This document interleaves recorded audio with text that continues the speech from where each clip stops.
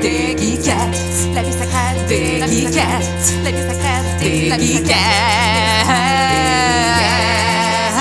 Bonjour et bienvenue à malheureusement un autre épisode en confinement. On a bien hâte d'enregistrer live de La vie secrète des geekettes. La vie secrète des geekettes, c'est une émission divertissante et diversifiée où à chaque mois, les geekettes vous donnent leur très humble opinion sur un produit de la culture populaire de leur choix. Et bien sûr, on jase aussi de plein d'autres affaires. Pas des trucs, non! C'est beaucoup moins de syllabes. Hein, c'est pour les gens qui sont un peu plus paresseux. Des trucs. Des trucs. Hey. Ben, c'est correct. Déjà qu'on a de la misère à le dire synchro, faut pas en plus qu'on dise chacun notre mot, là. C'est la liberté, là, écoute. Un jour, on va le faire plein d'autres trucs juste pour toi, Lully. Juste une fois, ça va être fait, ça va être réglé, puis on ne le dira plus jamais. Ben, tu vois, moi, au début, je disais plein d'autres choses. Fait que finalement... tu peux donc bien dire « Ah, ben voyons, la prochaine fois, je vais faire ça. » Ah, j'allais écouter les anciens épisodes là, pour voir ça. Ben, ou on le reprenait au montage, je suis pas certaine, mais à chaque fois, je suis comme, faut dire quoi encore, là? Ah, c'est vrai, je m'en souviens. Ouais. Ouais. Fait que la prochaine fois, on dit chacun quelque chose de différent. De toute façon, on n'est tellement pas synchro sur Skype que, qu'on le dise tout pareil ou pas, ça fait pas le meilleur résultat. Hey, aujourd'hui, on est déjà rendu à l'épisode 80. Je suis votre animatrice ce soir, Martine, et je suis accompagnée de mes co-animatrices, Lulu. Bonsoir, Lulu. Allô, ça va bien? Hey, ça va bien. Puis là, ce soir, là, tu vas nous parler de quelque chose de tellement niche que même quand je l'ai googlé, j'avais aucune idée c'était qui.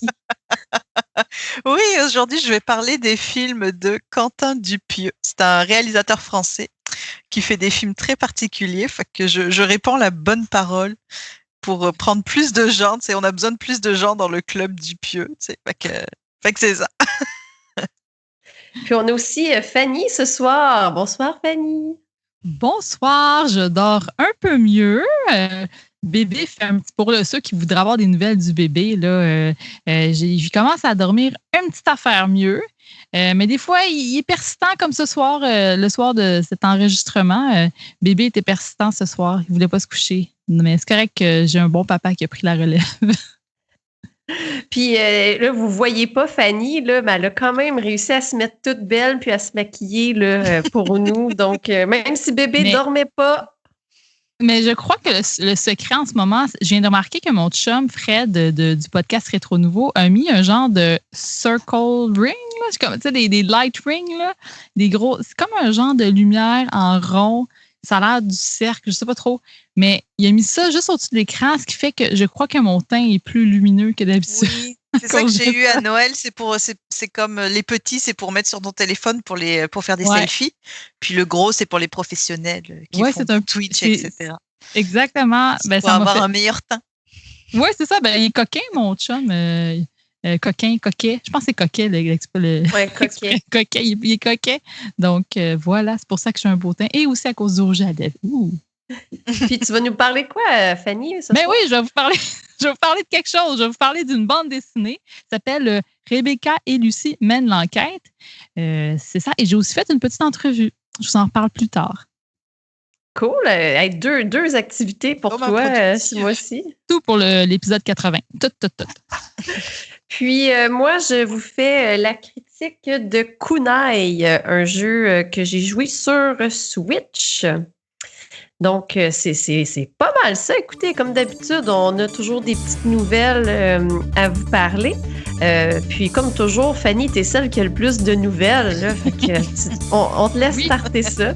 Ben, je peux certain. Écoutez, il y a même mon chat qui vient de se joindre à nous, comme tout bon Zoom ou Skype. Là. Donc, peut-être qu'elle va réagir quand je vais vous annoncer que dans le dernier épisode, Lulu a fait une chronique sur le périphite et elle disait comme quoi que peut-être qu'on préfère un genre de concours de périphite sur Twitch entre deux geekettes. Eh bien, nous avons été contactés par les gens de périphite. Oui, on est rendu big comme ça, les geekettes. Et puis, ils nous ont offert un magnifique périphite que je tiens dans mes mains. On le voit, là, je suis en vidéo, donc je le montre aux filles. Alors, c'est arrivé. J'ai mon périphite en tant que nouvelle maman. Je vais tester le Pyrifit. Et on va s'organiser pour faire quelque chose sur Twitch. On va vous donner les détails plus tard parce qu'il faut quand même faire un petit peu de gestion. Hein? C'est compliqué, mettons. Moi, je suis prête à aller, mais c'était un petit peu compliqué. C'est tricky. Il faut que j'essaye ça. Là. Donc, ça va se faire dans le prochain mois, j'imagine. Là. J'ai un peu peur. Là, on s'entend, là, Fanny, là, pour la compétition, c'est difficile pour toi parce que là, Lulu, elle a des mois de pratique. Là. Oui, d'après moi, c'est sûr que je vais perdre parce que j'ai été enceinte. Là. Puis Lulu a de la pratique. Fait que je m'attends à perdre, mais c'est correct. Mais si je gagne, mais il faudrait qu'on se fasse un genre de petit défi quand même, moi. Puis Lulu, qu'est-ce qu'on gagne si on gagne? Là? Mettons que Lulu va gagner. Qu'est-ce qu'elle va gagner? En fait, je ne sais pas vraiment comment ça fonctionne parce que c'est juste des niveaux que tu passes l'un après l'autre. Fait que je ne sais pas vraiment. On n'aura pas les mêmes jeux. Non. Oui, en fait, il y a des points à la fin de chaque niveau. Tu as un nombre de points, effectivement. Ou on va peut-être faire voter les gens sur vos visages, là, qui avaient l'air de forcer le moins ou pour qui c'était plus naturel. Ça serait bien ça, oui. Un genre de petite interaction. Ça va être juste plate parce que comme tu es concentré, tu as juste l'air focus, là, que comme tu regardes une télé, puis tu sais, comme quelque chose. Fait que c'est juste. Moi, je suis sans expression, là. Moi, je suis genre comme ça, là, comme aucun muscle ne bouge parce que je suis trop occupée à bouger mes muscles périnéens, tu vois. Fait que on va voir si ça fait de la bonne télévision, mettons. C'est rien de moins sûr. Il n'y a rien de moins sûr. Mais non, mais on l'essaie. Écoute, ça sera un laboratoire. Hein, on essaie. Laboratoire des geekettes, oui.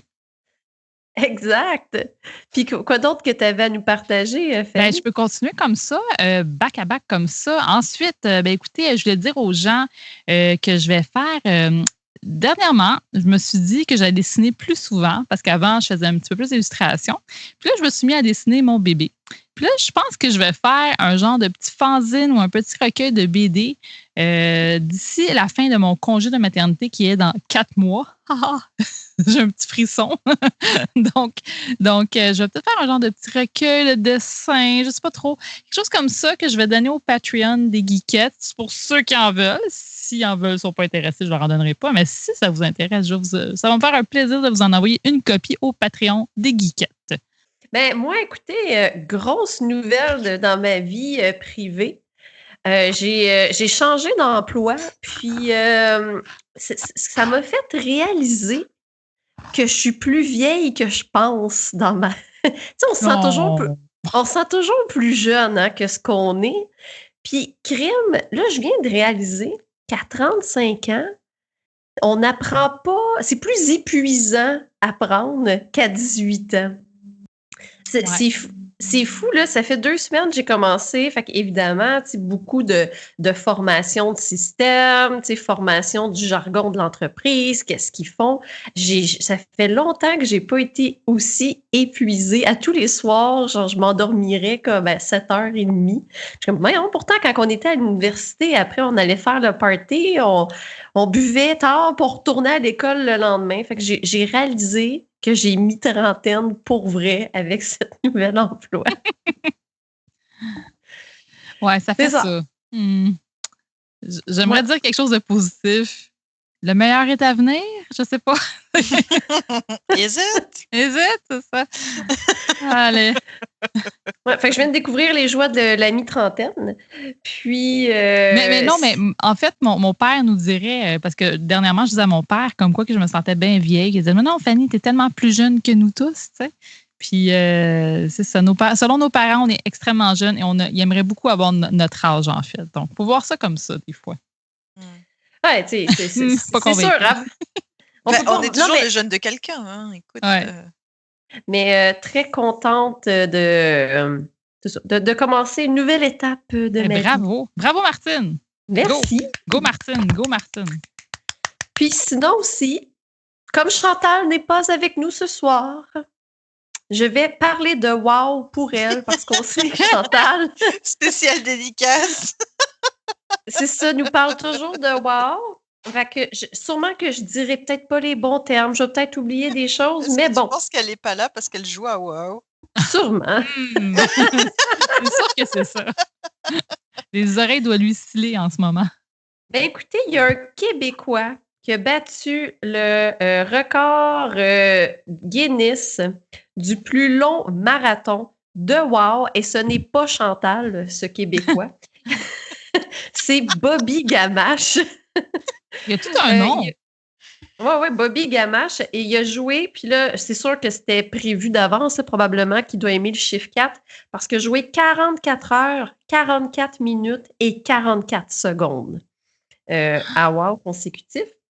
Évidemment, il y avait des règles pour que ça soit accepté, dont 2 personnes devaient être connectées à sa diffusion en tout temps pour confirmer qu'il a vraiment fait le 44 heures.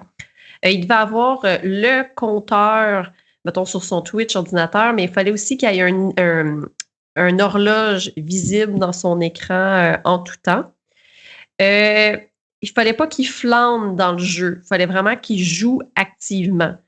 Donc, pas juste se promener dans les beaux paysages de WOW. Puis, il avait le droit à 10 minutes de pause par heure jouée. Donc, pour question d'aller faire pipi et prendre un petit verre d'eau. Mais apparemment qu'il ne s'est pas servi de toutes ces 10 minutes non plus. Puis, écoutez, à la fin, même qu'il y avait des hallucinations, là, il pensait qu'il y avait des araignées qui étaient en train d'y grimper dessus. Mon Dieu, donc, c'est intense. exact. Mais c'est pas... ça n'a pas dormi, là, c'est ça. Non, il fallait vraiment que ça soit 44 heures consécutifs. Oh my God. De jeu. Ouais. Ouais, mais là, c'est sûr que Guinness n'a pas encore confirmé officiellement. Là, ils sont en train de juste valider que toutes les règles ont été acceptées et tout. Est-ce qu'il y a quelqu'un qui va vraiment regarder son 44 heures de stream pour être sûr qu'il n'a pas triché? Est-ce que c'est la job de quelqu'un au Guinness Record? Probablement. Là. Ouais. Puis, en tout cas, si jamais ça vous intéresserait là, de voir qui est Bobby Gamache, sa chaîne Twitch, c'est La Gamacherie. Ah, c'est bon. C'est un bon nom. C'est ça. Puis toi aussi, Lulu, tu avais une petite nouvelle là, à nous partager. Là, en fait, je veux juste que Chantal, elle s'y mette, quoi, puis qu'elle fasse 45 heures, quoi. Mais qu'est-ce qu'on attend, là? En plus, ça pourrait le faire avec son chum, puis il pourrait être le couple qui a joué le plus d'heures à WOW. Genre, ils auraient des chandails tout pareils et tout. Mais là, ils sont deux, est-ce que tu doubles le temps, tu sais? 2 fois 45 heures, mettons. Non, ça marche pas comme ça. Papier. Mais ça serait malade. Mais oui, continue, je vous ai tout coupé. Non, en fait, oui, moi et Fanny, on habite l'une en face de l'autre. Puis là, dans Hochelag, et là, il y a une nouvelle... un nouveau fleuriste qui vient de s'ouvrir qui s'appelle La Vie, je pense. Donc, c'est juste pour vous rappeler que c'est le temps de planter vos tomates, puis vos petits haricots, puis vos fleurs sur vos balcons et dans vos jardins. Enfin, que j'ai pas vraiment de nouvelles, c'était juste pour vous rappeler ça. Plantez vos tomates, ça s'en vient dans les 2 prochaines semaines. Là, c'est le temps d'y aller. Là, fait que moi, c'est fait. Fait que c'est ça. Fleurissez vos jardins et vos balcons. Mon père te dirait... Fais attention pour tes poivrons et tes piments. Tant qu'il y a des nuits à moins de 13 degrés, il ne faut pas les mettre dehors. Merci pour cet insight. Moi, j'en plante pas parce que j'aime pas les poivrons, mais apparemment, c'est très populaire parce qu'il y en a beaucoup dans tous les magasins et tout le monde a ça dans son chariot. Fait que moi, ils sont encore à l'intérieur parce que c'est ça. Il faut vérifier les nuits. Oui. Tant que c'est en bas de 13, on ne plante pas les poivrons. Vous voyez, quand je vous disais que maintenant, je me sentais vieille, quand c'est rendu c'est de la sagesse. Mais écoute, c'est du savoir utile. Oui, aussi. Écoute, une autre pandémie, tu vas pouvoir avoir ton jardin encore. Là. C'est pas besoin d'aller à l'épicerie faire la file pour du papier de toilette. Là. Oh, tu vas faire toi-même ton papier de toilette maintenant? C'est bien ça? Peut-être, oui. Oui, il faudrait. Tu broies tes petits plants de tomates pour faire ta cellulose toi-même dans de l'eau. Allez, vas-y, petit. Ouais. Tout est dans tout, hein? Mais, Lulu, j'avais une question. Je me demandais, est-ce qu'à part les poivrons, est-ce que tu as remarqué s'il y avait d'autres légumes ou fruits populaires? Ou C'est toujours la tomate. Là, tout le monde ramasse tout le temps des tomates. Quand je suis allée, tout le monde avait son truc de tomate. Mais j'ai remarqué beaucoup avaient le piment puis les poivrons. Mais moi, je ne mange pas des deux, fait que j'ai pas pris. Mais si c'est populaire, ça veut dire que ça doit être facile à faire. Fait que peut-être que j'en ferai juste pour avoir le fun d'avoir de la couleur dans mon potager de balcon, parce qu'on s'entend que c'est sur mon balcon. Fait que je suis très limitée en espace. Écoute, Là, si jamais tu ne les manges pas, moi et Martine, on est sûrement. Mais je pense que ça dépend, Lulu, parce que je sais pas à quel point c'est facile ou pas, mais je sais que l'année passée, avec François, comme nos plans, c'était ridicule. Là. On en avait des centaines et des centaines. Je dis des centaines, j'exagère. Ça, c'est plus comme les tout petits, comme mettons, Tabasco et tout ça. Là. Mais même les poivrons, on en avait tellement qu'il a fallu en donner à plein d'amis parce qu'on savait plus quoi faire avec. Là. C'était fou. Puis mes autres amis, ils sont comme, mon plan, il en a fait 1 ou 2. Puis on était comme, OK, nous, on a genre 40 par plan, puis on a eu 3 batchs, genre. Quand même. Ouais, fait que, je pense que ça dépend. Je sais pas si c'est facile ou pas, mais je sais que, comme nous, mes amis ont pas tant réussi. Ah, ok. Bon, moi, j'aurais pas réussi beaucoup non plus. L'année dernière, j'ai fait comme cette année, j'ai fait aubergine. J'ai planté ce que j'avais réussi l'année dernière, pour être honnête. Fait que j'ai laissé tomber la laitue parce que sur un balcon, ça n'a pas de bon sens. Mais j'ai des haricots que j'ai plantés à la graine, puis j'ai acheté des plants d'aubergine parce que ça avait bien fait l'année dernière. Mais je pense que c'est un peu frais pour les avoir mis déjà dehors, mais j'étais trop excitée de les mettre. Fait que je les ai déjà mis, tant pis. Et j'ai fait des radis, mais là, les radis, je les ai mis à 3 semaines. Fait qu'ils sont bientôt prêts à ramasser. Ils sont déjà il y a des feuilles partout. Fait que là, je suis pas contente. J'ai tellement de questions, mais il faudrait qu'on fasse un podcast sur on pourrait faire la geekette secrète spéciale légumes. Oui, c'est ce que j'allais dire avant d'être la semaine verte. Et là, avant d'aller au show officiel, comme d'habitude, on veut remercier nos précieux Patreons. Yeah. Puis, pour ceux qui se demandent qu'est-ce qu'on peut trouver sur notre Patreon, il y a entre autres les geekettes secrètes où on parle de toutes sortes de sujets. Et le mois dernier, gros débat de société. Est-ce qu'on préfère les pâtes longues ou les pâtes courtes? On ne s'attendait pas à ça. Ce fut un 20 minutes de débat endiablé. Et la conversation s'est continuée avec nos Patreons sur le Discord. Donc, voici ce qui peut vous attendre si vous voulez venir nous rejoindre sur notre Patreon à Vie de Geekette. Donc, on part le show. Fanny, qu'est-ce que tu voulais nous partager d'autre là, à la fin là, que tu voulais garder? Oui, écoutez, pour revenir à nos moutons, comme on dit, il y a le Festival BD de Montréal qui va avoir lieu prochainement du 28, 29 et 30 mai. Et dans le fond, c'est ça que je voulais vous parler, c'est que j'ai fait une petite entrevue avec Madame Joanne Desrochers, qui est la directrice générale du Festival BD Montréal. Elle a été très généreuse et m'a accordé une petite entrevue en semaine pendant que mon bébé dormait. Alors, merci beaucoup, Joanne. Alors, voici mon entrevue qui suit maintenant.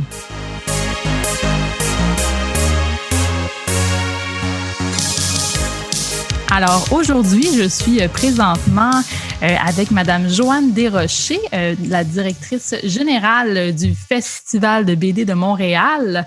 Ça fait quand même plusieurs années là, que vous êtes la directrice générale. Alors, bonjour Joanne. Bonjour Fanny. Alors, merci de prendre un peu de votre temps pour la vie secrète des geekettes pour cette entrevue. Je suis très heureuse de vous avoir parmi nous parce que le FBDM, c'est un festival qu'on suit depuis plusieurs années à la vie secrète des geekettes. Et puis, c'est vraiment une belle opportunité de parler de la bande dessinée québécoise, mais internationale et aussi un peu partout dans le monde, principalement québécois, c'est sûr. Je vais juste premièrement dire aux gens à la maison, c'est quoi le FBDM? Bien, ça fait à peu près 10 ans que ça existe. En fait, c'est le 10e anniversaire cette année. Et puis, ça va avoir lieu du 28, 29 et 30 mai. C'est bien cela? Oui, tout à fait. C'est notre 10e édition cette année. Puis, on a gardé notre place à la fin du mois de mai, comme on a toujours eu. Mais oui, habituellement, c'est toujours dans le parc La Fontaine. Mais là, c'est la 2e année. Je crois que vous êtes en ligne pour des raisons qu'on connaît malheureusement. Oui, effectivement. L'année passée, on a été obligé de se revirer de bord vite, comme on dit chez nous, et de développer une programmation complètement virtuelle. Cette année, c'est un petit peu différent. On avait quand même l'espoir de pouvoir accueillir nos exposants dans des boutiques de bande dessinée éphémères, mais bon, la pandémie nous a joué des petits tours en avril, donc on n'a pas voulu prendre le risque. La programmation était déjà prévue virtuelle, donc ça, c'était quelque chose qu'on savait qu'on ferait de façon virtuelle, donc on a continué avec une programmation virtuelle cette année, mais toujours la fin de semaine, puis toujours un concentré d'activités avec des possibilités de chat pour interagir avec les participants du festival. Puis, j'ai jeté un petit coup d'œil à votre programmation, puis je trouvais ça vraiment intéressant parce que c'est très diversifié. On a autant une programmation en français qu'en anglais.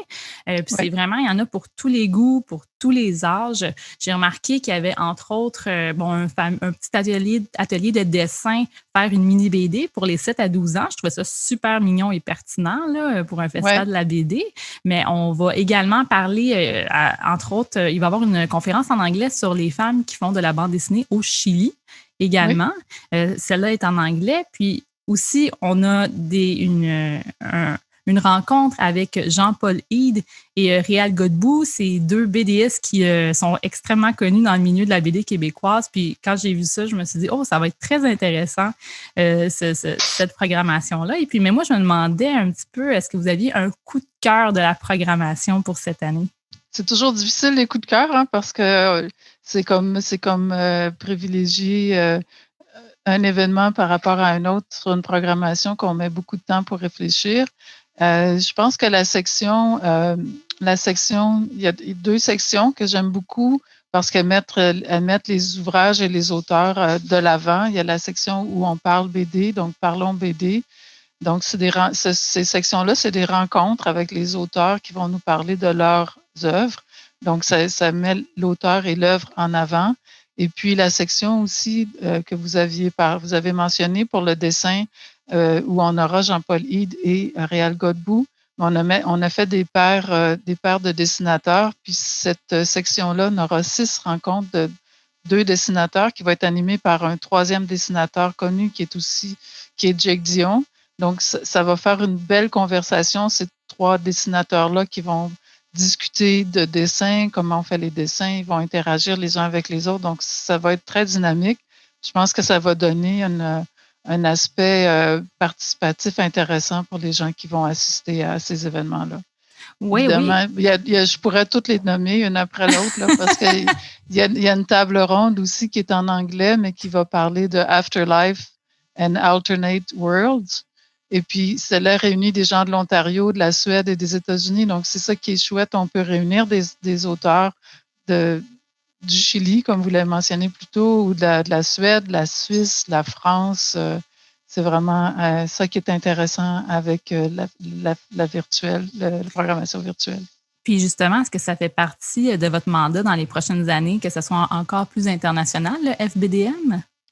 C'est sûr que l'expertise que tout le monde a pris, là, pas juste nous, mais que tout le monde a pris avec la présentation en virtuel, les plateformes qui sont de plus en plus conviviales et faciles à utiliser, il faut conserver cette habileté-là, cette opportunité-là de réunir dans un même lieu des gens qui sont un peu partout dans le monde. Alors, certainement qu'on ne va pas négliger le côté en présence parce qu'on a bien hâte de revoir tout le monde pour vrai, mais certain qu'on va avoir une programmation qui va aussi pouvoir réunir des gens de partout puis être diffusée partout. Parfait. On va revenir un petit peu à la base du festival. Oui. Moi, j'étais curieuse de savoir, mais qui sont les gens qui organisent le FBDM? Est-ce que c'est de grands magnats ou des super-héros de la BD? Moi, je me demandais qui sont à la base du festival. C'est des super-héros passionnés de la BD qui organisent le festival. On est vraiment une toute petite équipe au festival et puis on est dirigé par un conseil d'administration bénévole, mais qui est très professionnel. Donc, on est bien chanceux d'avoir un conseil d'administration dédié et professionnel qui supervise tout ce qui est finance et stratégie. Mais pour ce qui est des opérations comme telles, on est en fait 2 employés maintenant. Enfin, on n'était pas employés, mais là, on est 2 employés à la permanence qui sont là à l'année. Et sinon, on travaille avec un comité organisateur de bénévoles qui sont dédiés depuis 10 ans C'est eux qui font que le festival fonctionne. C'est eux qui font les sites web, qui font tout le travail de réseaux sociaux et le travail de graphie et d'infographie. C'est tout fait par des bénévoles. Donc, on est vraiment chanceux. Même la traduction pour aider la permanence dans le moment de rush à partir de janvier. Grâce au programme d'emploi Québec, on emploie 2 personnes pendant 6 mois à temps plein qui viennent faire le travail qui a besoin d'être fait, là. Alors, il y a beaucoup de bénévolat. Ben, c'est assez incroyable parce que ça fait quand même 10 ans que le festival existe. Ouais. Donc, c'est assez... on remercie toutes ces personnes-là et vous aussi d'organiser ça parce qu'on sait que le milieu de la BD, c'est petit. Puis ça fait plusieurs années qu'à Montréal, il y a des tentatives d'organiser des festivals de BD, mais c'est la première fois qu'on en voit un qui dure depuis aussi longtemps également. Exactement. C'est la première fois que un événement comme ça perdure à Montréal depuis 10 ans. Alors, c'est sûr que là, on a développé une belle expertise et puis on commence à avoir une certaine notoriété. Alors, c'est vraiment, vraiment chouette. Si je peux revenir un petit peu sur les festivals de bande dessinée, mais pendant le mois de mai, il y a beaucoup de festivals de bande dessinée à travers le Canada. Puis, un des événements qui est intéressant, c'est qu'on a un tournoi de personnages avec les autres festivals de bande dessinée canadiens. Donc, à partir de jeudi prochain, pour 4 jeudis de suite, ce sera les 4 villes de Québec, Montréal, Toronto et Vancouver qui vont se battre dans un tournoi amical de dessin avec une grande finale en juin. Donc, ça, c'est une première. Puis, on est vraiment content de cette collaboration avec tous les festivals de bande dessinée au Canada. Wow, c'est 4 vraiment festivals. super. Ouais. J'ai jamais entendu ça, donc on va suivre ça, c'est certain. Puis en plus, vu qu'il va y avoir une finale, ça va être super intéressant de suivre ça. Je me demandais pourquoi vous êtes impliqué dans le FBDM. C'est quoi le feu intérieur là? Au départ, quand j'ai vu l'opportunité qui était offerte de prendre la coordination du festival, le festival avait 3 ans d'existence. À ce moment-là, je suis arrivée pour la quatrième événement. Et puis, j'ai vu qu'il y avait un potentiel intéressant dans cet organisme-là, qu'il y avait quand même des choses intéressantes qui pouvaient être faites. Puis c'est un défi que j'avais envie de relever.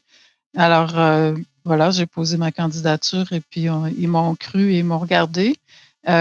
Évidemment, j'ai beaucoup appris sur la bande dessinée. Je lisais de la bande dessinée sans être une maniaque, mais maintenant, j'ai beaucoup appris sur la bande dessinée. Puis, ce qui me tient, c'est que c'est un art que j'aime beaucoup. Les gens qui l'ont créé sont attachants. Alors, on a envie de continuer à organiser puis à développer des nouvelles façons de mettre le 9e art de l'avant à Montréal puis ailleurs. Parlant de bande dessinée, est-ce que vous avez un coup de cœur cette année? Je sais que c'est très difficile parce qu'il y a beaucoup de choix. Plus ça va, plus il y a du choix là, en bande dessinée. Mais en bande dessinée québécoise, là, plus particulièrement, si vous aviez un coup de cœur pour cette année. Cette année, j'ai été bien frappée par, en fait, trois bandes dessinées. C'est toujours la dernière en date qui nous vient en tête. Alors, évidemment, Le Petit astronaute de Jean-Paul Hyde, c'est quelque chose qui me touche beaucoup. Je suis vraiment reconnaissante à Jean-Paul Hyde d'avoir écrit ce livre-là pour tous les petits astronautes et leurs parents. J'ai été aussi beaucoup touchée par le livre de Jean-Sébastien Bérubé, Vers la tempête, qui est aussi un livre intimiste écrit par un auteur. Et c'est plus rare qu'on voit ce genre de littérature-là d'auteurs. Souvent, c'est plus les autrices, pas malheureusement, mais je veux pas faire de clichés, mais c'est un peu ça qui arrive. Alors, Vers la tempête, c'est très bien. Puis, le livre de Philippe Girard sur Leonard Cohen aussi. Donc, l'année 2021 s'annonce riche en parutions de toutes sortes. Donc, on est juste rendu au mois de mai, puis il y en a déjà des très bons de sortie. C'est magnifique. C'est tous des livres vraiment très forts que vous avez nommés. Et puis, écoutez, ça fait 10 ans que le FBDM existe. Qu'est-ce qu'on peut vous souhaiter pour les 10 prochaines années ou peut-être la prochaine année des fois? Pour les 10 prochaines années, c'est de continuer d'être présent, de continuer à se développer, de développer autant de possibilités de faire connaître la 9e art, de le développer dans tous les publics. d'aider aussi. Ce qu'on veut, c'est aider aussi les auteurs à se développer puis à se rencontrer. Alors, on souhaite que l'année prochaine, on puisse se voir en vrai, tout le monde. Ça, c'est certain que c'est notre plus grand souhait. Ouais. Et puis de continuer à développer de plus en plus d'opportunités pour les auteurs et pour le public. Puis que les gens parlent de 9e art, que les rencontres dans les 5 à 7 ou dans les rencontres d'amis, c'est pas c'est quoi le dernier Netflix que tu as regardé, mais plutôt la question soit c'est quoi la dernière bande dessinée que tu as lue, puis que ça devienne pas une conversation d'initié, mais une conversation aussi courante de tous les jours, de tout le monde, qui soient fiers de dire qu'ils lisent la BD. Oui, c'est vraiment bien. Puis c'est sûr, la bande dessinée, ça rejoint tout le monde. Puis on veut que ça soit de plus en plus inclus là, dans notre culture générale. Là. Peut-être qu'on pourrait avoir aussi des bandes dessinées qui sont mises plus souvent en lecture à l'école aussi, au cégep. Ouais. Ça pourrait être une suggestion comme ça là, qui me vient en tête.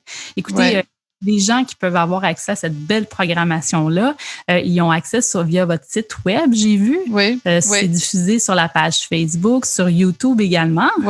Oui, en fait, on a voulu rendre ça le plus simple possible. Donc, les gens qui n'aiment pas ou qui sont pas familiers avec le Facebook ou le YouTube peuvent juste, pendant la fin de semaine, aller sur notre page de site Internet et tout de suite là, ils vont avoir la vidéo qui va être là.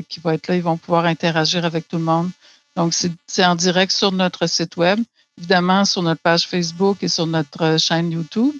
Pour les gens qui connaissent notre chaîne. Et pour les gens qui veulent savoir qui lit de la BD d'ici le festival, j'invite tout le monde à regarder nos vidéos, notre série de vidéos qui s'appelle « Moi, je lis de la BD ». Donc, on aura 10 personnes qui viennent dire à l'écran pourquoi elles ou ils lisent de la BD, puis pourquoi c'est important pour eux dans la vie. Donc, on en a déjà plusieurs qui sont en ligne, puis je vous invite à aller voir les prochaines qui s'en viennent. Oui, je les ai vus. Il y a entre autres l'auteur-compositeur-interprète Dumas qui est là. J'étais très surprise. Puis aussi, il y a la mairesse Valérie Plante, la mairesse de Montréal. Donc, j'étais assez surprise. Je dis, c'est des grosses pointures qu'on n'entend pas souvent parler de BD. Donc, j'étais pas mal impressionnée de ces petites trouvailles-là. Oui, c'est ça que, en fait, c'est ça la mission du festival, c'est de montrer qui lit de la BD. Puis que la BD, c'est tout le monde en lit, tout le monde lit de la bande dessinée. On peut l'appeler comme on veut, mais tout le monde en lit. Puis voilà, c'est l'objectif de cette création de capsule. Puis justement, on dit que tout le monde lit de la BD. Vous êtes une femme qui est la directrice générale du FBDM. Je suis une femme qui fait une entrevue sur la bande dessinée en ce moment. Souvent, c'est pas le cliché qu'on a là, des amateurs de BD. Donc, non, effectivement. Il y a beaucoup de femmes, il y a beaucoup dans l'organisation du festival aussi. On est quand même plusieurs femmes qui travaillent là-dessus. Donc oui, il y a beaucoup de femmes qui lisent la BD. Puis on est chanceux au Québec, on a beaucoup de femmes qui en font puis qui en font de la très bonne. Oui, c'est vrai, tout à fait. Écoutez, ça termine vraiment bien cette petite entrevue avec vous, Madame Desrochers. Donc, si les gens veulent avoir accès au FBDM, c'est sur votre site web, évidemment, fbdm-mcaf.com. Vous avez .ca, pardon. .ca, ben oui, on est au Canada. Oui. Donc, .ca, mais de toute façon, je vais mettre tous les liens là, sur la page de la vie secrète des geekettes. On va tout mettre les liens où est-ce que les gens peuvent aller vous suivre. Puis aussi, toute la programmation, je voulais juste spécifier qu'elle est disponible après également. Si les gens ils peuvent pas assister, ben ce qui est merveilleux, c'est qu'on peut aller l'écouter après. Mais effectivement, on vous invite à y aller en direct. C'est beaucoup plus intéressant. Donc, merci beaucoup pour cette entrevue, Madame Desrochers. Merci de m'avoir invité. Merci de suivre les activités du festival avec autant de belle énergie. Ça fait plaisir. Ça fait toujours plaisir. Merci beaucoup. Au revoir. Au revoir.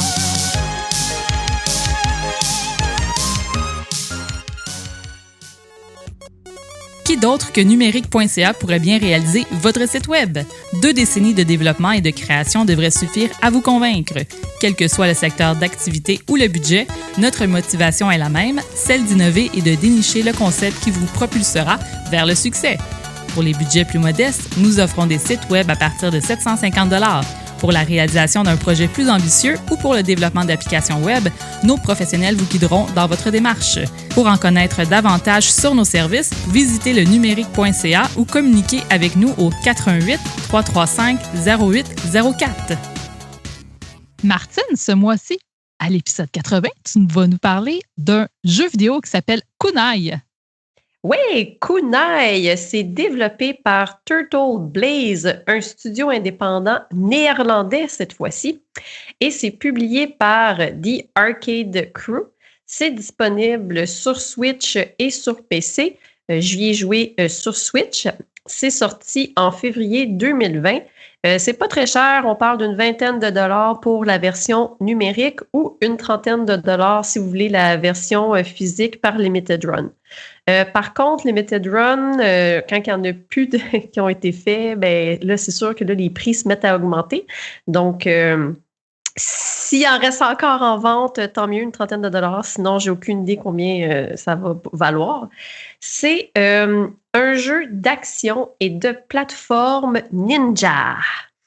Et comme beaucoup de jeux indépendants, il y a une petite touche Metroidvania. Donc, on incarne Tabi. Tabi, c'est une tablette électronique. Et c'est une tablette ninja. Puis, on a comme mission de mettre un terme à la révolte de robots.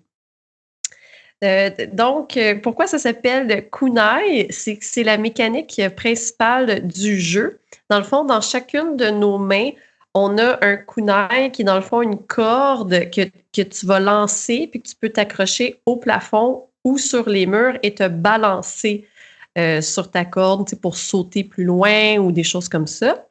Je vous dirais que ça demande quand même une courbe d'apprentissage pour bien comprendre à quelle rapidité, à quelle hauteur lancer ton kunai, parce que c'est sûr que si tu es vraiment, vraiment proche du mur, ben là, tu peux moins te balancer puis aller moins loin. Mais une fois qu'on se met à le maîtriser, c'est agréable parce que ça te permet d'aller vraiment rapidement dans le niveau puis bouger plus vite que si tu étais juste à pied. Puis, bon, c'est un Metroidvania, comme je disais, fait qu'au fil de l'aventure, on va obtenir différentes habiletés et différentes armes qui vont nous permettre d'atteindre des endroits qu'on n'avait pas accès initialement sur la carte. C'est vraiment très drôle parce que, comme je dis, t'es une petite tablette vraiment cute, là. Puis tu te ramasses avec des gros fusils puis tu fais exploser des robots. Puis, fait que dans le fond, ils disent que c'est 10 ans et plus. Parce que justement, il n'y a pas de sang, là, mais comme les robots, ils explosent. Ce que j'ai apprécié, c'est que pour améliorer les armes, pour les rendre de plus en plus puissantes, il faut les payer avec de l'argent. L'argent, tu l'obtiens en détruisant des ennemis. Puis, tu n'as pas vraiment besoin de faire de grinding ou revenir en arrière pour cumuler de l'argent. Ça se fait vraiment tout seul. Fait que tu peux les acheter vraiment au fur et à mesure, tranquillement, sans avoir à refaire des sections. En termes de visuel, c'est tout en pixels 2D 16 bits. Ça m'a beaucoup rappelé, je ne sais pas si vous aviez ça quand vous étiez plus jeune, le Super Game Boy, que tu pouvais mettre les jeux de Game Boy dans ton Super Nintendo. Puis il y avait des choix de palettes de couleurs. Ouais. Mais ça me rappelait un peu ça, comme chaque section, chaque du monde a sa propre palette de couleurs. Puis en termes de choix de couleurs, ça me rappelait beaucoup le Super Game Boy. C'est presque monochrome, là. Je regarde des images, là. Puis, ouais, c'est ça. C'est comme tu le décris, là. Ouais. Ouais, c'est ça. C'est comme si tu prenais la palette des bruns dans ton Super Game Boy. Ben ça, c'est un monde. La palette des bleus, c'est un autre monde. Ça t'a-tu dérangé? Trouvais-tu ça beau? Non, ben ça m'a pas dérangé. T'as bien fait? Oui, moi, ça m'a... Ben, puis comme je dis, ben, c'est sûr, il faut que tu aimes le look rétro, là.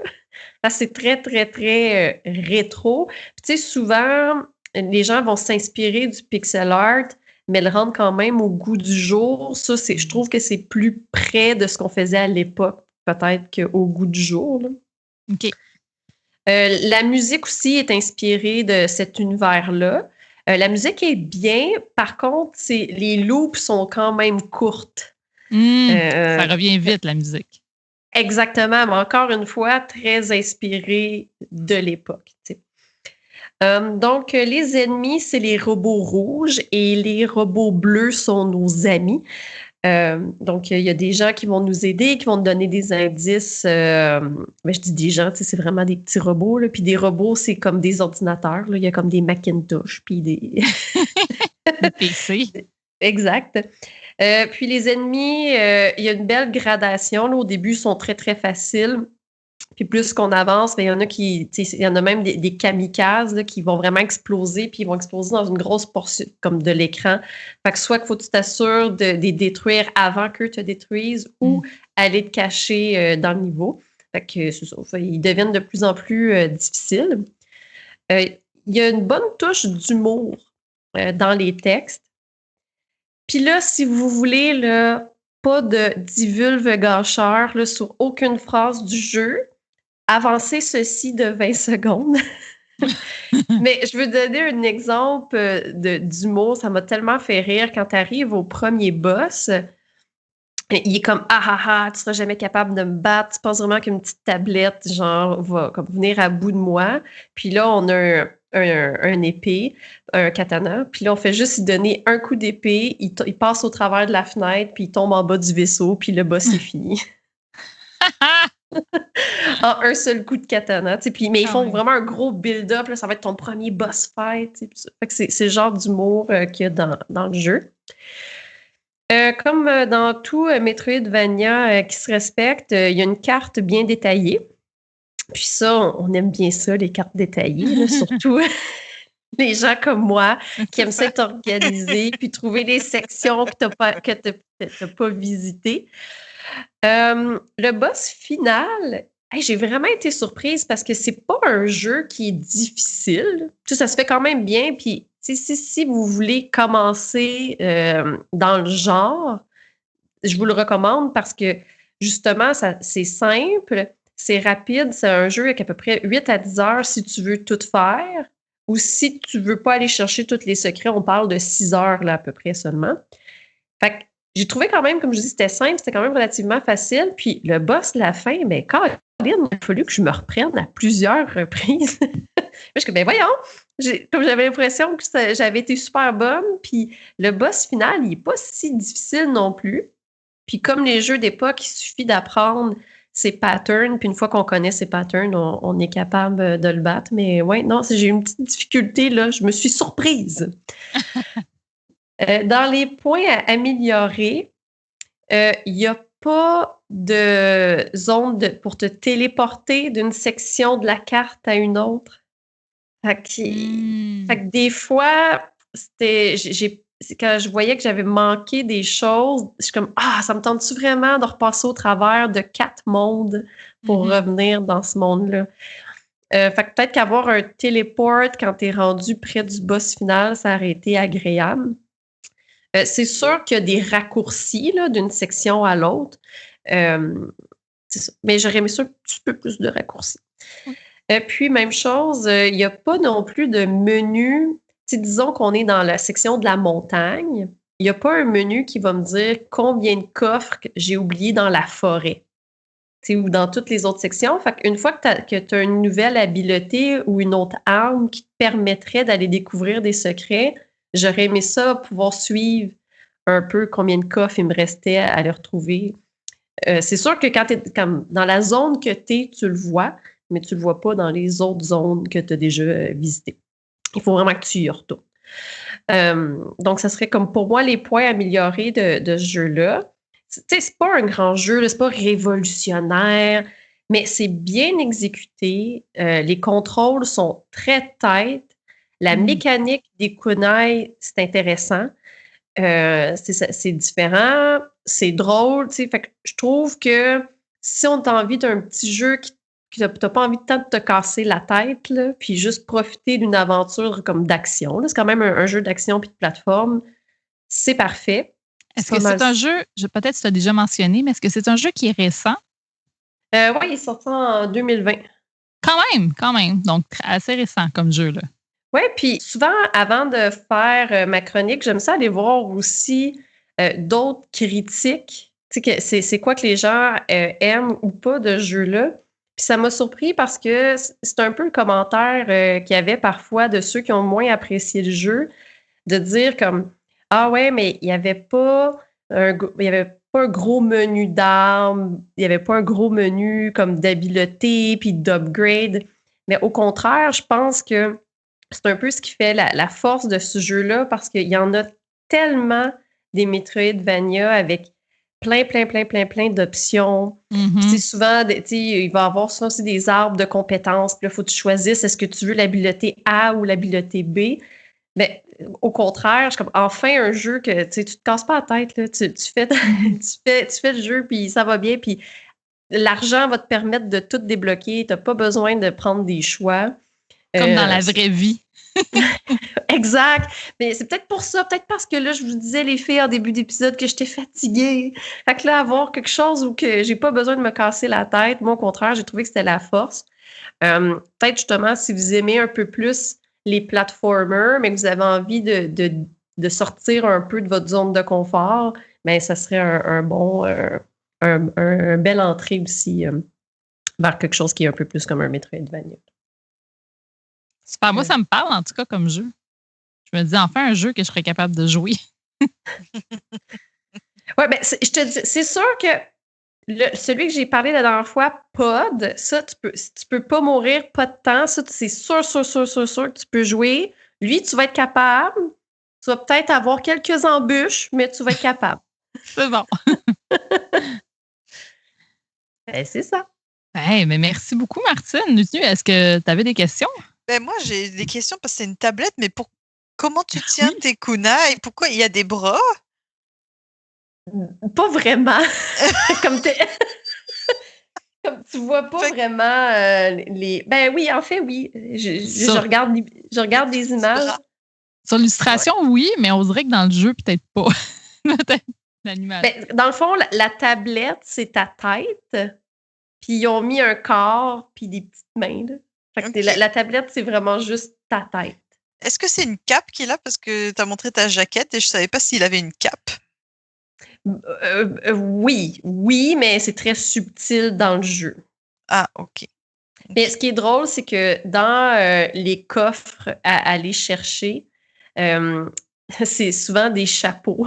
Fait que là, tu mets des petits chapeaux à ta tablette. Puis il y en a des très cute, là, comme le monocle. Est-ce que les gens qui ont créé ce jeu-là, est-ce qu'ils en ont fait plusieurs autres avant ou c'est quand même... Non, mais en tout cas, pas grand-chose de connu parce que quand je suis allée voir, ça semble être leur premier grand jeu, là, je dirais. OK, intéressant quand même. Je vais aller jeter un coup d'œil là-dessus. Merci. La librairie Z aime la bande dessinée et ils sont fiers de vous présenter cet épisode de La vie secrète des geekettes. Que vous recherchiez de la bande dessinée américaine, européenne ou québécoise, la librairie Z possède de tout pour satisfaire vos envies de lecture diversifiées. Librairie Z, située au 3420 rue Ontario-Est. Visitez leur site web librairiez.com. Fait que ce mois-ci, toi, tu as fait, Fanny, plein de lectures. Puis tu as lu Rebecca et Lucie mènent l'enquête. Fait qu'elles mènent l'enquête sur quoi, Rebecca et Lucie? Écoute, je tout vous dire ça, ou du moins, j'espère que j'aurais bien répondre à ta question, Lulu. Alors, oui, je vais parler d'une BD parce que j'ai un gros backlog de bandes dessinées parce qu'il y a plein de sorties de BD québécoises en ce moment et je suis en train de devenir folle. Mais j'en ai choisi une, là. Je vais parler de celle-là parce que je trouve qu'on est au printemps en ce moment. Je trouve que c'est une belle petite lecture. Donc, je vais vous en parler maintenant. Rebecca et Lucie mènent l'enquête. C'est aux éditions La Pastèque. C'est un joli livre, 8,5 par 11, là, couverture rigide. C'est de Pascal Girard que vous connaissez. Peut-être que vous connaissez. Il est connu pour La collectionneuse. Le Conventum, c'est les titres de ses bandes dessinées. Également, Valentin, également un titre de bande dessinée. Ce n'est pas mon chien qui s'appelle Valentin. Pour les gens qui écoutent le show depuis longtemps, ils savent de quoi je parle. Donc, c'est ça. Pascal Girard, c'est un auteur que je suis depuis quand même assez longtemps. C'est un auteur que j'apprécie depuis plusieurs années, qui est dans le milieu de la BD québécoise. Cette BD-là, d'ailleurs, pour ceux qui s'intéressent, elle va sortir en anglais au mois de juin dans un plus petit format chez Drawn & Quarterly, qui est une maison d'édition montréalaise et anglophone très connue dans le milieu, pour ceux qui s'intéressent. Mais là, pour l'instant, je vais vous parler de la version francophone originale, OG. Donc, l'histoire, c'est Rebecca, c'est une nouvelle maman de Lucie qui a 8 mois. À un moment donné, elle va se lever durant la nuit pour allaiter, puis elle va percevoir qu'il y a quelque chose de suspect proche de chez eux. Il y a des gens qui transportent quelque chose dans une grosse fourgonnette. Très étrange, au milieu de la nuit, vers 3 heures du matin, on imagine à peu près. Là. Donc, c'est étrange. Lorsqu'elle se rend au café du coin le lendemain matin ou dans la journée, là, elle va se rendre compte qu'un voisin a disparu. Puis ça, tout le monde parle de ça, que le voisin a disparu. On ne sait pas trop c'est quoi. Oh, donc c'est très intriguant et elle va décider de mener l'enquête. Donc, c'est ça. On suit cette intrigue-là. Mais donc, c'est une BD jeunesse ou adulte? Non, adulte. Quoique un jeune pourrait la lire sans aucun problème. Je te dirais peut-être un adolescent. Là. Je pense qu'avant ça, peut-être qu'il ne serait pas trop intéressé. Quoique, mais pour l'instant, c'est une BD adulte. On dirait qu'avec le titre, je n'étais pas certaine. Oui, c'est vrai que ça fait très Martine va à la plage. Oui, c'est ça. Oui. C'est vraiment... non, c'est vraiment adulte, mais tu sais, un jeune pourrait le lire sans problème. Là. Le dessin, là, pour vous mettre un petit peu en contexte, c'est un dessin à la ligne claire. Ben, c'est comme noir, ligne claire. Il y a des couleurs. Puis Pascal Girard, il utilise beaucoup l'aquarelle également, un petit peu dilué et pâle, un petit peu pâlotte.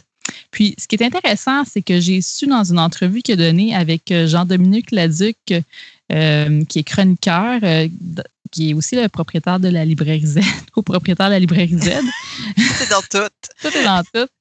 C'est un petit milieu, la BD au Québec. Hein? Donc, dans son podcast, vous avez dit BD, il y a Pascal Girard qui a donné une entrevue avec Jean-Dominique, puis il parlait justement de la manière dont il fonctionne. Donc, pour faire cette bande dessinée-là, il a tout fait ça dans des carnets avec des petites cases. Donc, ça fait vraiment... Les pages, ça fait vraiment comme un genre de gaufrier, là, de 12 cases qui se suivent. Quand je dis gaufrier, c'est vraiment comme c'est comme une expression qu'on utilise en bande dessinée pour expliquer, mettons, la page avec 6 cases. Là. Donc, ça donne l'allure d'une gaufre. Mais lui, ce qu'il fait, c'est comme 12 cases. C'est 2 fois 2 gaufriers. Me suivez-vous? Il y a 2 gaufriers. Fait il y a 12 cases par feuille. Fait que dans le fond, quand ton livre est ouvert, t'en vois 24. Exactement, Martine. On sait oh my God. On sait qui les chiffres ici. Ouais. J'ai bien compris. Oui, on te suit, Fanny. On te suit. Excellent. Donc, donc c'est ça, on va suivre l'enquête. Mais ce qui est le fun de cette BD-là, c'est que c'est beaucoup une BD sur il y a beaucoup de petits détails sur le quotidien, des petites anecdotes un petit peu malaisantes, parfois un petit peu rigolotes. À un moment donné, tu as un personnage, tu sais, comme Rebecca, elle va suivre des cours de cardio-poussette, là.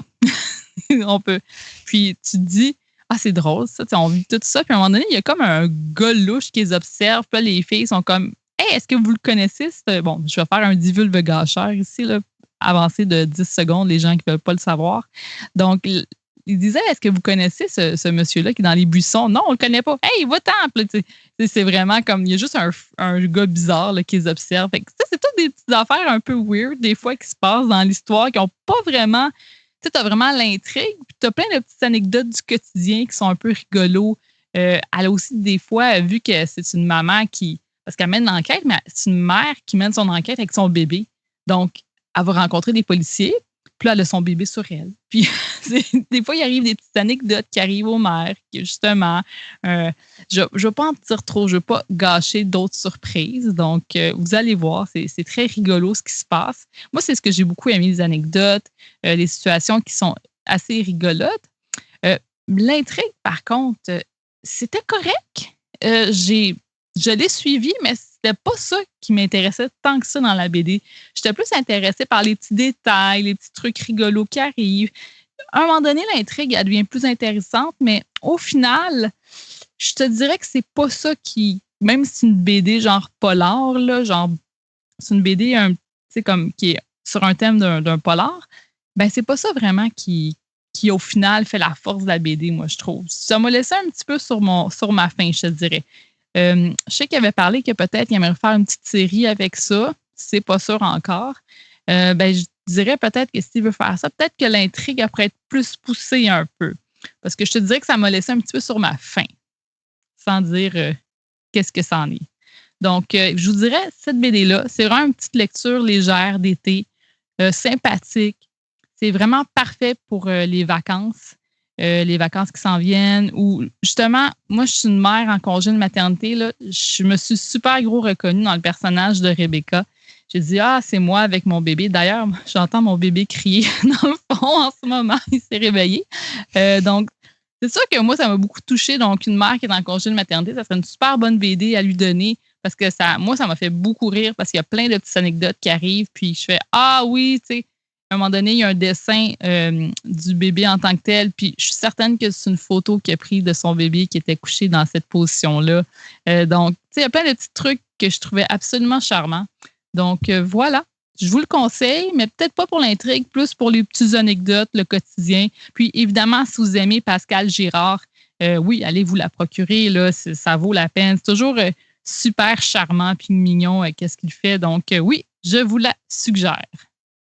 Quand tu dis que l'intrigue est un peu moins poussée, penses-tu que c'est justement comme c'est une femme ordinaire puis pas une policière, ça aurait pu être too much? Comme on y aurait pas cru si l'intrigue avait été plus intense ou non? Ben, quand même, je veux pas le gâcher. Quand même, il y a quand même, je te dirais, moi, c'est plus il n'y a pas de surprise tant que ça dans l'intrigue. Okay. Je veux pas pousser trop loin, pour pas en dire trop. Mais c'est pas parce que c'est une femme en congé de maternité. Je pense que tu peux faire une bonne intrigue avec ce personnage-là. Qui d'ailleurs, c'est drôle, l'auteur, là, c'est carrément, les personnages, c'est carrément sa famille. L'auteur se dessine à l'intérieur, c'est vraiment sa famille. Rebecca, c'est sa blonde, à ce que je comprends. Puis il y a vraiment une fille qui s'appelle Lucie. Donc, mais c'est juste qu'il fait un peu d'autofiction avec ça. C'est vraiment pas mal, là, je dis un peu, mais beaucoup, parce que je suis pas mal sûre que ça leur est pas arrivé ce qui arrive là-dedans. Mais c'est drôle parce qu'il se met en scène vraiment, là. Donc, ouais. Est-ce que j'ai répondu à ta question? Oui. Ben oui, puis on peut se la procurer pour combien de beaux dollars à la librairie Z? Je te dis 21,95 plus une seule taxe. Je pense que c'est la taxe fédérale, la 5 % sur les livres. Oui. Donc, c'est vraiment pas cher. Allez vous la procurer, ça vaut la peine. Parce que l'intrigue, elle ressemble beaucoup à Fenêtre sur cour, le film d'Hitchcock. Tu sais, est-ce que ça ressemble vraiment tout du long ou quoi? Non, c'est pas ça. Ben, tu pourrais croire que oui, mais non, parce que Fenêtre sur cour, c'est quelqu'un qui continue à regarder ce qui se passe de sa fenêtre. C'est ça, là, ce qui se passe dans le blog. Ça, ben, ouais. Non, dans ça va ailleurs cour, après. C'est juste le début, en fait. Elle voit quelque chose de sa fenêtre, mais on va ailleurs ensuite. Bonne question. Sinon, je voulais juste dire que vraiment, Lucie, c'était vraiment un beau prénom. C'est très bien choisi pour ce bébé-là, en fait. Hein. Vraiment. Ouais. J'approuve. Super. Merci beaucoup, Fanny. Ça fait plaisir. Hey, tu savais-tu ça que les Geekettes ont maintenant un Patreon? À partir de 2 $ par mois, tu peux avoir accès à du contenu exclusif des Geekettes. Il y a des entrevues, le podcast des Geekettes secrètes et plein d'autres affaires. C'est au patreon.com/geekette, geekette avec un S à la fin. Et on a toujours notre bouton PayPal si tu préfères nous donner un montant fixe de ton choix. Le bouton est sur notre site web au geeketteavecunS.ca, geeketteavecunS.ca. Lulu, ce soir, tu vas encore faire mon éducation cinématographique. Tu nous parles des films de Quentin Dupieux. Pourquoi je devrais les écouter, ces films, Lulu? Pourquoi? Mais parce que... oui, Quentin Dupieux, en fait, j'ai découvert, j'ai vu ces films il y a quelques années, j'ai commencé un petit peu. C'est extrêmement particulier, c'est très niché, mais en les regardant il y a 2-3 ans, j'étais comme « Ah oui, quand même. Ah oui, quand même. » c'est un réalisateur français, ok. Vous pouvez le connaître aussi, en fait, il est musicien également, il fait de la musique électronique sous le nom de Mister Oiseau. Alors, son truc le plus connu, ça s'appelle Flat Beat, qu'il a sorti en 99. Et il est connu parce que c'était dans une pub Levi's. Je ne sais pas si tu te rappelles de cette pub pour les jeans où il y a Levi's. Mais nous, on est en France, alors on dit Levi's, OK? OK? La compagnie s'appelle Levi's. Ben, nous, on dit, hey, t'as vu mon nouveau Levi's? T'as vu mon nouveau D'accord. 501? Tu vois? Fait que c'est ça. Donc, pour Levi's, fait que c'est dans le clip où, tu sais, il y a une petite marionnette jaune qui s'appelle Flat Eric. Fait que, je sais pas si tu te rappelles de ça, c'était un gros carton là quand c'est sorti. Fait que le clip, c'est un clip de musique où tu as la marionnette qui a été faite en collaboration d'ailleurs avec Henson, Jim Henson, la compagnie de Jim Henson. Fait que c'est un petit bonhomme, c'est une créature là, je sais pas exactement comment la décrire, c'est pas un nounours ni rien. Bref, c'est pas une grenouille non plus. Bref, une marionnette jaune, vous irez voir ça, c'était super connu. Je suis sûre que si tu vois le clip, tu te dis ah bah oui, c'est sûr que je connais ça. C'est peut-être pas sorti au Québec? Oui, c'était international. Fait que c'était comme un gros truc là. Fait que c'est sûr que tu connais ça. Fait que Quentin Dupieux et Mister Oiseau, il a fait de la musique, il a fait des clips, etc. Et après, il a commencé à faire des longs métrages. Fait que j'en parle ce soir parce que les gens, eux, le connaissent pas forcément. C'est des films très courts. Son film le plus long, je pense qu'il fait 1h20. Fait que ça se regarde très vite. Ils sortent au Québec, en fait. Fait que il reste très peu de temps. En général, il reste juste 1 ou 2 semaines parce que c'est tellement particulier. C'est vraiment pour les fans. Et c'est pas tout le monde, c'est pas vraiment très ouvert. C'est très niche. Ça se peut très bien que la moitié d'entre vous qui allez regarder ça, vous allez détester d'ailleurs. En gros, c'est des films très déjantés, c'est très absurde et surréaliste. On est souvent dans un film un peu méta où il y a un film dans le film. Il y a toujours des mises en abîme. OK? Fait que tu sais plus si c'est la réalité que tu regardes ou si c'est un rêve ou quelque chose d'autre. Tu sais jamais, en fait. Tout s'entrecroise. Fait que c'est un petit peu, il faut quand même être réveillé, puis tu peux pas faire quelque chose d'autre en regardant ces films-là. Faut vraiment, tu pèses sur start, puis il faut que tu sois quand même focus sur le film parce que c'est un petit peu, c'est un petit peu compliqué des fois dans la structure. Puis là, Alors, si jamais là, je veux comme joindre le culte, là, Ouais. sais-tu s'ils sont disponibles sur YouTube ou Netflix ou tout autre? Parce qu'il y en a pas mal que j'ai regardé en fait au cinéma. Je crois qu'il y en a 1 ou 2, mais il faudrait que je vérifie. J'ai pas vérifié pour être très honnête s'ils étaient sur les réseaux. Mais je penserais qu'il y en a 1 ou 2, comme c'est plus connu, doivent certainement être sur les plateformes. Excusez-moi, pas sur les réseaux, sur les plateformes. Fait que c'est souvent des films quand même plus petit budget. Tu sais, il y a jamais des très grandes stars. Puis quand il y a des stars, ils ont des petits rôles en fait. Tu sais, ça va jamais être. Il a des stars françaises dans ses films, mais les stars vont se plier au fait que c'est un film à plus petit budget, très bizarre en fait. Fait que c'est vraiment des films d'artistes, ok. Les histoires sont en général contemporaines aussi, fait que c'est vraiment, il n'y a pas de gros costumes. Là, c'est vraiment des choses, tout le monde est habillé en jean avec tu sais, c'est comme, des fois, tu as des vibes un petit peu d'époque, mais c'est toujours assez basique, les costumes. Beaucoup d'acteurs inconnus. C'est souvent aussi tourné en anglais parce qu'ils tournent souvent aux États-Unis. Fait que la moitié de ces films, en fait, sont en anglais, doublés en français pour les regarder en français. Après, bon, les films français sont en français, là, on s'entend. Hein. Et c'est ça qui me faisait rire, parce que quand je regardais comme sa filmographie, tous les titres sont en anglais. Je suis comme, ben, évidemment, il est français. Mais non, mais là, tu me confirmes que c'est parce que c'est ça, ils ont été faits en anglais. Il y en a beaucoup qui ont été tournés. La moitié ont été tournés en Californie ou dans le désert californien, bizarrement. Fait que je sais pas pour quelle raison, si c'est comme quelque chose d'un financement aussi, parce que peut-être qu'il n'a pas de financement en France pour ce genre de choses. Parce que c'est très particulier. C'est des comédies très particulières. Donc les fins sont toujours inattendues et super abruptes. Alors vous allez regarder le film, puis à un moment donné, ça va être le générique, puis vous allez être comme « What the fuck ?» Fait que son genre, le mot que vous allez dire à peu près 15 fois en regardant son film, c'est comme What? What the fuck? Ben non. Mais qu'est-ce qui se passe? Ça, c'est le genre de truc que je dis à peu près 15 fois quand je regarde un de ses films. Moi, j'adore, mais fait que c'est ça. Juste pour l'anecdote, c'est sa femme qui fait les décors dans ses films. Fait que ça me fait rire. Donc, pour rentrer dans le vif du sujet, j'ai juste sélectionné quelques-uns de ses films. Il en a pas fait beaucoup. Je pense qu'il en a fait une dizaine. Je pense qu'il m'en manque 2 ou 3 dans son palmarès seulement. Donc, celui qu'il a vraiment fait connaître, c'est pas son premier. Ça s'appelle Rubber, fait que Rubber. Donc là, c'est l'histoire d'un pneu qui a des pouvoirs de télékinésie. Et en fait, il entame une virée meurtrière dans le désert. Fait qu'en gros, Juste avec la description, j'ai envie de dire what? ben c'est ça que c'est. T'es dans le désert, puis là, t'as un pneu qui est couché sur le côté, comme tous les pneus qui sont couchés. Puis là, d'un coup, le pneu, il se lève, puis il commence à avancer. Fait que, tu sais, le pneu, il a vraiment une histoire, puis un arc, hein, et parce qu'au début, il sait pas trop bien comment marcher. Puis là, il apprend à marcher / rouler. Et après, ben, il s'aperçoit qu'il est télékinésie, qu'il peut faire de la télékinésie, fait qu'il commence à tuer des affaires. Évidemment, c'est crescendo. C'est n'importe quoi! Pendant ce temps-là, pendant que le pneu se réveille, en fait, en parallèle, tu as des spectateurs qui sont dans le désert et qui regardent ce que fait le pneu avec des jumelles, comme si c'était une pièce de théâtre.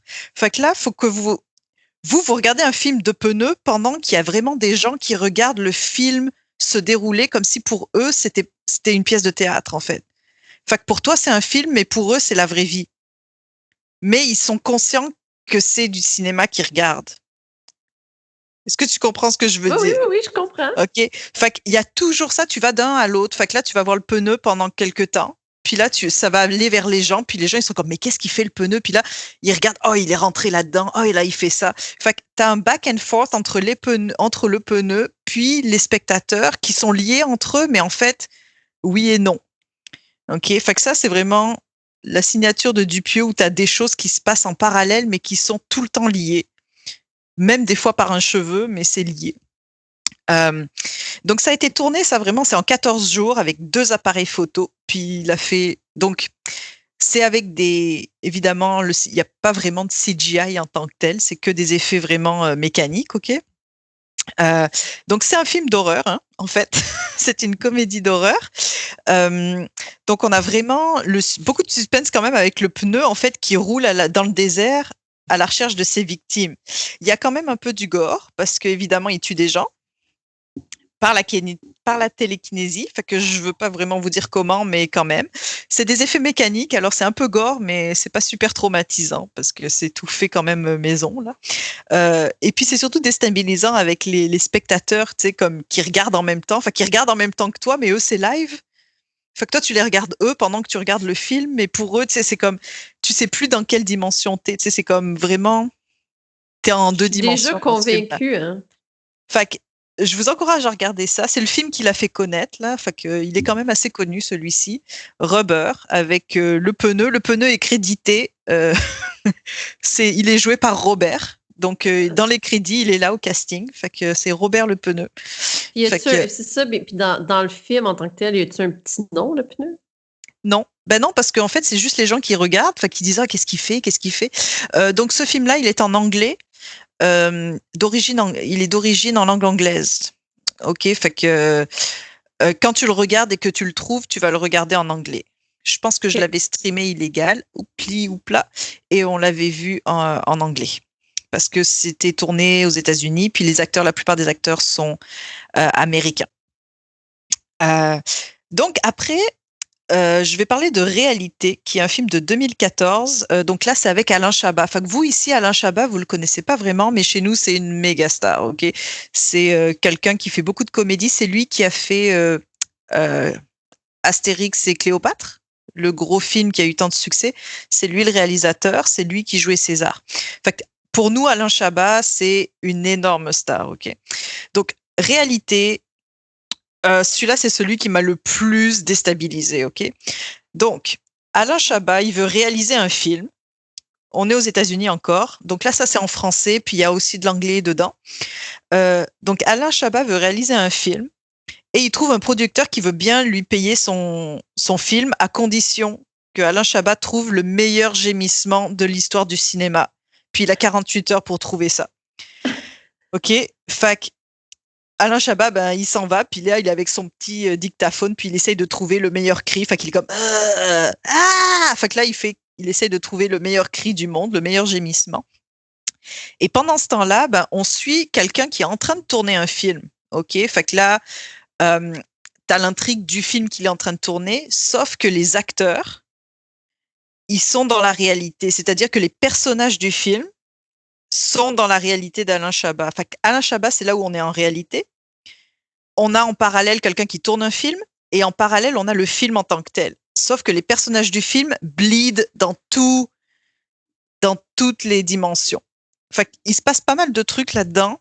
C'est super comme mêlant parce que des fois, tu penses que tu regardes le film, puis au bout de 5 minutes, tu t'aperçois qu'en fait, il croise Alain Chabat. Le personnage du film croise Alain Chabat. Puis t'es comme, mais là, on est où? On est où? Fait que celui-là, il est super déstabilisant. L'intrigue du cri, moi, j'ai trouvé ça super drôle.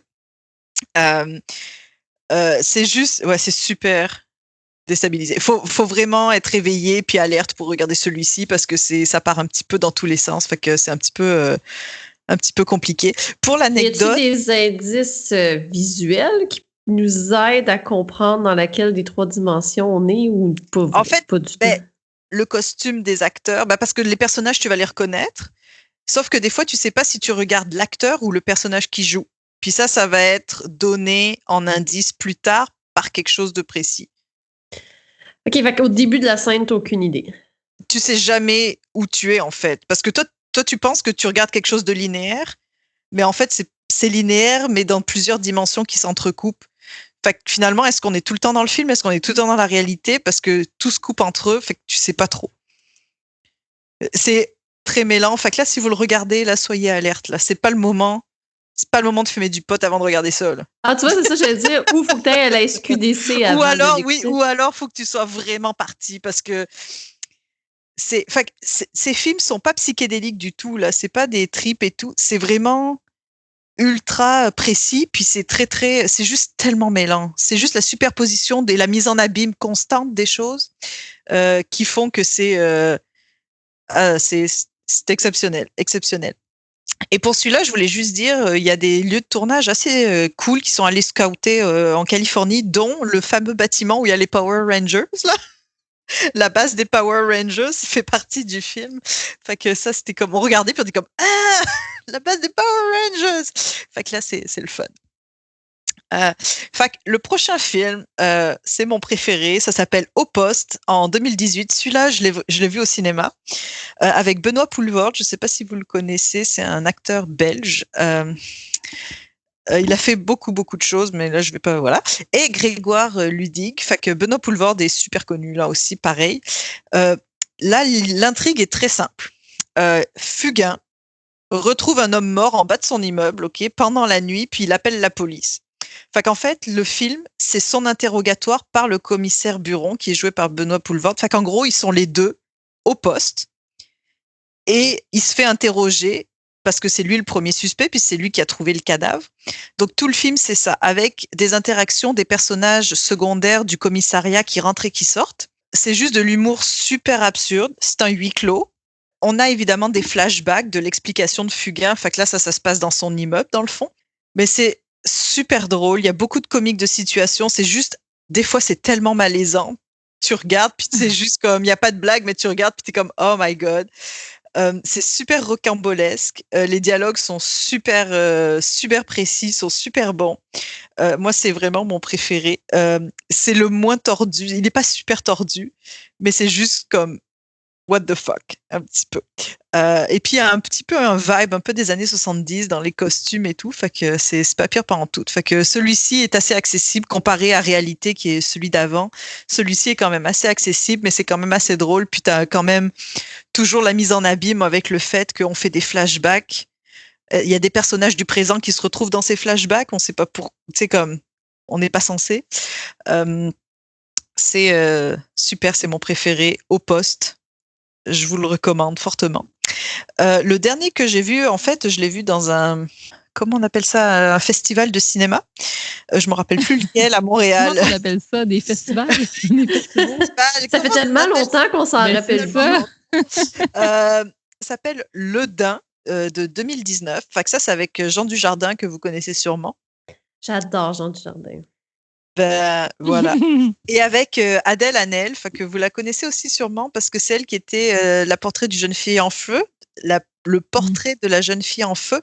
C'est elle l'année dernière pendant les Césars quand on va pas lui dire son nom a été récompensée. Elle s'est levée puis elle est partie puis ça avait fait tout c'est elle, ok. Donc elle est actrice très en vue en ce moment en France puis elle est très très bonne.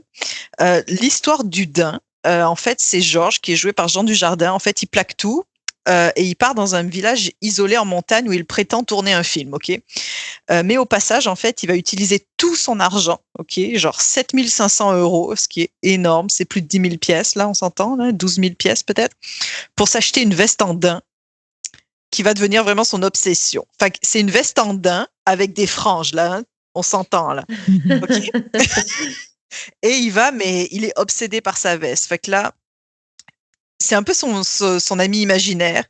Il arrête pas, genre... l'histoire, en fait, c'est qu'il décide de ramasser tous les blousons parce qu'il veut juste être la seule personne au monde qui a un blouson. Fait que c'est ça, là, parce que sa veste, elle est tellement haute, puis il aime tellement sa veste qu'il décide que ça doit être la seule veste au monde qui existe. Fait qu'en gros, il va chercher les gens puis il leur demande tous leurs blousons. C'est un peu ça l'intrigue. Ça part un petit peu en sucette. Je vais pas vous en dire plus. Si vous voulez voir Jean Dujardin qui passe son temps pendant tout le film dure 1h20, 1h20 à peu près. Pendant 1 heure, il se regarde dans la glace en se trouvant super beau et en se disant putain, mais quel style de malade, quoi. Tu te dis, puis je suis comme 1h20 de ça? C'est malade. Parce que là, évidemment, il est obsédé par sa veste. Mais là, après, il y a beaucoup d'autres choses que tu peux avoir en daim. Fait que là, il est vraiment dans un trip, dans une spirale infernale, obsédé par le daim. C'est très drôle. Comme d'habitude, l'histoire, il n'y a pas vraiment d'histoire, c'est juste un gars qui est obsédé par sa veste. Il veut avoir la seule veste au monde. Ça finit ultra abrupt comme d'habitude. C'est génial. Fait que je vous recommande vraiment chaudement le Dain. Il doit être facile à trouver parce que c'est son dernier. Fait que, puis Jean Dujardin, tout le monde le connaît. Fait que c'est ça. Adèle Haenel, elle joue une barmaid qui fait des montages, quoi. Tu vois, elle fait des montages vidéo comme ça chez elle. Fait qu'elle lui demande si elle peut l'aider pour faire son film parce qu'il tourne un film soi-disant. Donc c'est ça son rôle dans le film. Elle l'aide à monter son film. Fait que c'est ça. Fait que je vous encourage vraiment à aller voir ces films. Les films de Quentin Dupieux sont excellents. Le prochain sort cette année. Il a été reporté. Donc là, il sort en mai en France. Ça s'appelle Mandibule. J'ai juste vu la bande-annonce. Fait que de la bande-annonce, on voit 2 gars qui volent une voiture, genre. Puis en fait, ils ouvrent le coffre. Puis dans le coffre, il y a une mouche géante. Et en fait, ils sont invités à passer un week-end chez des gens qu'ils connaissent pas vraiment.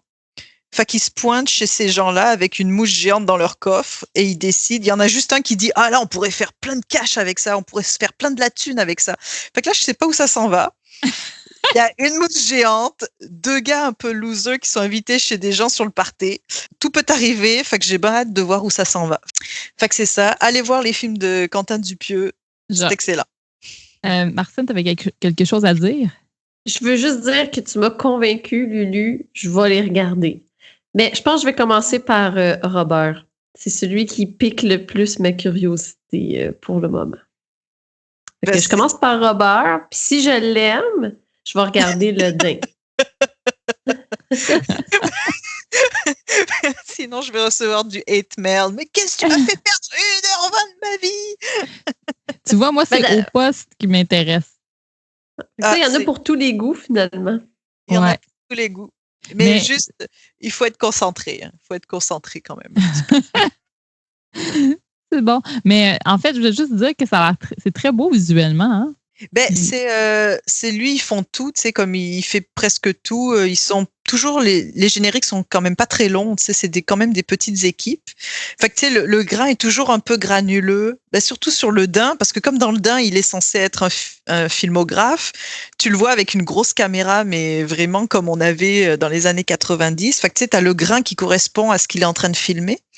Fait que, tu sais, t'as toujours un petit peu un grain, t'as l'impression des fois que c'est du VHS. Le Dain, surtout. Au poste, c'était un peu plus léché, mais quand même, tu sais, ça fait ça fait pas très grosse production hollywoodienne, jamais. Mais ça va très bien dans le style des films, fait que c'est j'adore. Bref, allez, rejoignez-nous dans le club des amoureux de Quentin Dupieux. Comment mieux terminer cette chronique que Lulu qui dit genre 3 fois consécutivement à quel point c'est bon. Écoutez, allez voir ça, c'est tout. Hein? Et Merci voilà. beaucoup, Lulu. Donc, c'est ce qui conclut notre épisode 80.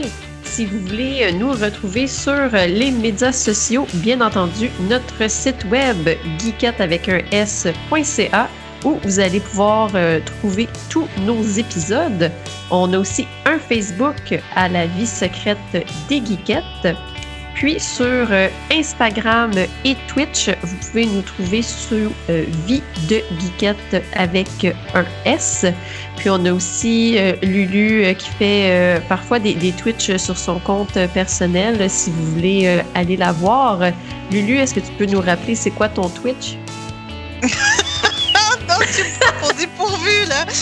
Je pense que c'est Lulu Mirette ou Lulu les belles Mirettes. Je pense. Oupalaï! On va mettre les liens, on va tout inscrire ça. Les gens auront juste à cliquer. Là, ça va être simple comme ça. Ben oui. Puis si vous voulez nous rejoindre sur Patreon, aussi sous Vie secrète de Geekette, vous pouvez nous retrouver, puis avoir des petites vidéos exclusifs. Donc, non seulement vous allez nous entendre, mais vous pouvez aussi nous voir et nous poser des questions et communiquer avec nous. Donc, ben, à la prochaine! Bye Bye bye! La vie secrète, la vie secrète, la vie secrète, la vie secrète des geekettes. La vie secrète, la vie secrète, la vie secrète des geekettes. La vie secrète des geekettes. La vie secrète des geekettes.